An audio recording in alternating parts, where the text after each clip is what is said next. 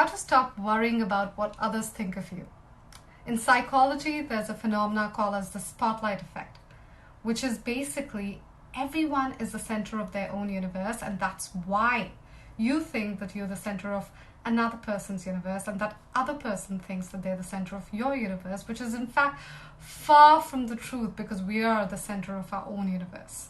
So as an example, when you're walking outside, sometimes you just get conscious about the way you're walking, the way your hands are moving, and the way you're talking, and maybe someone's noticing you, someone is just wondering what's going on with you. But that's far from the truth. People don't have the time, and two, people consider themselves and only themselves to be the center of their own universe. Just like you are the center of your own universe, the other person is the center of their own universe. That is why stop worrying about what other people think of you.